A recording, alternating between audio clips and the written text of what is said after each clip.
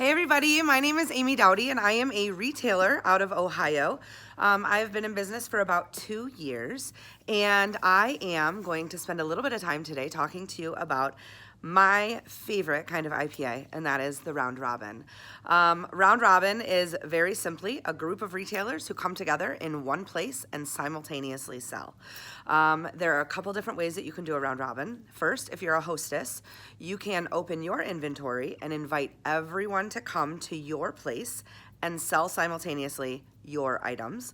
Or you can be a hostess and you can invite everyone to come and bring a set number of pieces. So I'm going to talk a little bit about each one. The first one is the way that we have taken our inventory from 8,000 pieces down to 800 pieces in the course of about 6 months.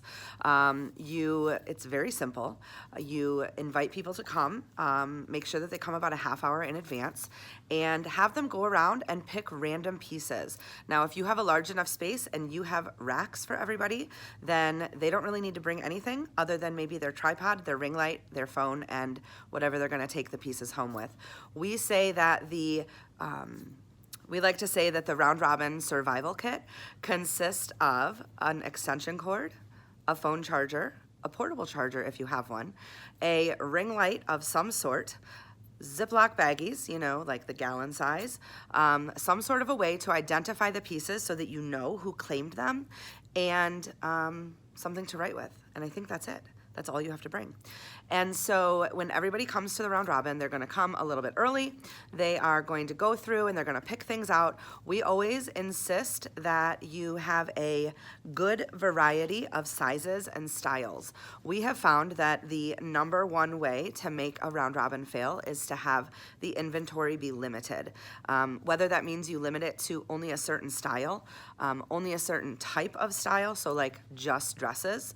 If you advertise a Round Robin and say we're only selling dresses, you're only going to attract the customers who want to buy a dress. And you're not going to attract the customers who maybe don't yet know that they want to buy a dress. And they're there watching for an Irma and instead see a dress and decide that today is the day they're gonna try it. We also wanna make sure that you have a good variety of sizes. One of the things that we have found a lot of times is that when retailers go through their space and they look at their inventory, they have all of the really good stuff in the sizes that their customers don't want, right? You go to your rack and you have so many more extra smalls than you have mediums. Well, that's the same for everybody. So please, always respect that and understand that anybody who's participating in a Round Robin is hoping to have as many sales as possible. So you wanna make sure that you bring a nice variety of sizes. Now, if you do a Round Robin, where you're providing the inventory, again, they come early, they set up, they pick their pieces, they sell, they pass the close, and at the end of the night, they pay you wholesale, they charge their customers retail, and they leave with those clothes and ship them to their customers. If you host a Round Robin where everybody brings their own clothes, it can get a little bit more tricky. And so I wanna just share with you a couple of the ways that we have found to keep that really well organized. The first thing that we do is that as hostesses, we provide stickers, okay? Every retailer who comes, so if we have 5 retailers and each one of them brings 20 pieces, there's gonna be a retailer who labels her pieces with a red star, a blue star, a silver star, green star, and yellow star. If we have more than that, we get creative. Sometimes people bring their own stickers. I do like to recommend that whatever you use to mark your inventory, it is out of view, okay? Because we don't want inventory to come back to our warehouse looking like it's a Round Robin reject, And if your customers were on the Round Robin and they see those stickers, they're gonna be like, oh, that was a piece from the thing, but nobody wanted it. I don't know if I want that if nobody else did. So we recommend that you put the sticker on the back of the tag, or we like to use tiny little Post-it notes that fit perfectly on the back of the tag, and then you just put the sticker right there. We also recommend that you number your items. If it's a 30-piece buy-in or a 50-piece buy-in, you number your pieces so you would have a red star and then 1, red star 2, red star 3, so that at the end of the night, it's very easy for you to take inventory and see how many of your pieces you got back to you. Then everybody walks around. I'll go from station to station, or people will come to each station and they will say, hey, I was the red star. Did you sell any of my things? And I'll say, yes, they're right here on the rack. And we check out right there. It's easy breezy.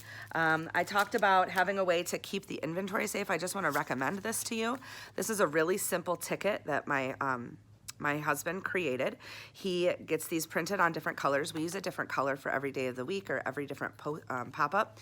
And all that it has on here is the item number, the customer's first name, and the last name. And if we're selling like in our own warehouse, it has a hole punch and it goes right on the tag. But otherwise, we slide it right into the baggie. We bag and tag as we sell so that at the end of the night after a round robin, everything is basically ready to ship. You have your list of what you sold. You go home, you ship it, super simple.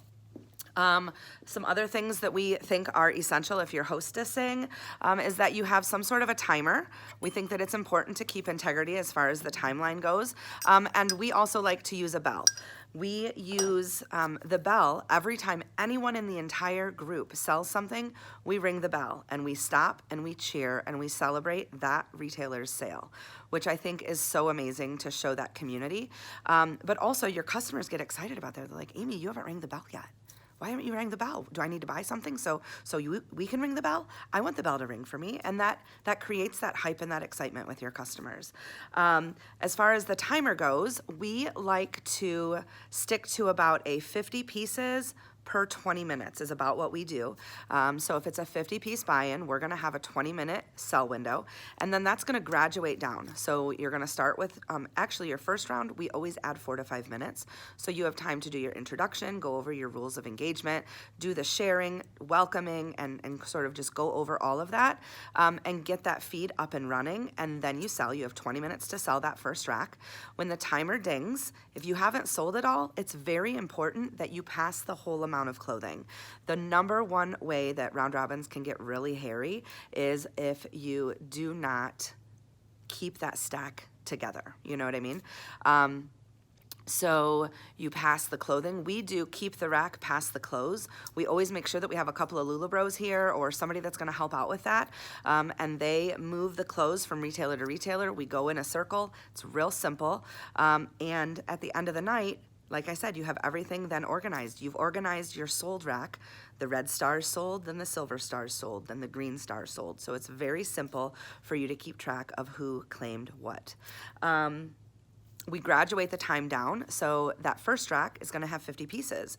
If you have 10 people, by the time you get to the 5th rack, chances are each of those 5 people have already sold a handful of things, so maybe you're down to 40, maybe you're down to 30. You don't still need those 20 minutes, and you wanna keep that hype and that engagement going. So we shave a couple minutes off every so many passes. What we tend to do is we start with that 24-minute window. The second window is 20. Then we'll cut it down to 18, then we'll cut it to 16, and so on and so forth. So that by the end of the night, you're looking at the rack and saying, oh, there's only 12 pieces left. I guess that's why the round is only 10 minutes long. So we have a lot of fun. We think round robins are super effective. One of the best round robins that we ever did was a collection specific round robin. So I'd like to challenge everybody to get together with other retailers, maybe surrounding this this Happy Heart collection, okay? Think about maybe getting a few retailers together who did get the Happy Hearts collection, and they've obviously shown that to their customers. They've done their flat lays, their albums, whatever, but they bring what's left, and then you bring in a few other retailers who maybe weren't able to get their hands on that collection, but instead they're sitting in a boutique full of beautiful stripes and solids and polka dots and things that are gonna mix and match so well with that Happy Hearts collection. And so now you have this really exciting event where you're able to offer those pieces to the customers of your fellow retailers, and also you're able to offer those upsell pieces for your customers who maybe already shopped that collection, but now they're looking for the perfect shirt or the perfect Carly to go with their new item. So we love round robins. Like I said, if you have any questions, please feel free to reach out to me. We are in Ohio, and if you are ever near, come on over. We'd love to host you. Have a great day, guys. Bye.